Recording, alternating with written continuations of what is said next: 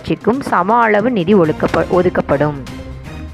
தமிழை சென்னை உயர்நீதிமன்றத்தின் வழக்காடு மொழியாக ஏற்றுமதியில் அமையும் புதிய அரசு ஆணையை பிறப்பிக்கும்.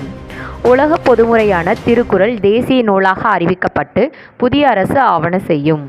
35 ஆண்டுகளுக்கு மேலாக முகாம்களில் தங்க அனுமதிக்கப்பட்டுள்ள இலங்கை தமிழர்களுக்கு இந்திய குடியுரிமை வழங்குவதற்கும் புதிய அரசு ஆவணம் செய்யும்.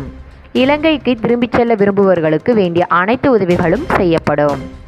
சேது சமுத்திர திட்டம் முழுமையாக நிறைவேற்றவும் தென் தமிழகம் பொருளாதார வளர்ச்சி பெறவும் இந்திய நாட்டின் பாதுகாப்பை உறுதி செய்யும் மத்தியில் அமையும் புதிய அரசு ஆவண செய்யும். உச்சநீதிமன்றம், CAG உள்ளிட்ட மத்திய அரசின் பல்வேறு நிறுவனங்கள் எவ்வித அரசியல் தலையீடுமின்றி தன்னிச்சையாக செயல்படுவது உறுதி செய்யப்படும். புதிய கல்விக் கொள்கையை எதிர்ப்பதுடன் அதனை ரத்து செய்திட ஆவணம் செய்யும். சிறப்பாக செயல்படவும் நிர்வாக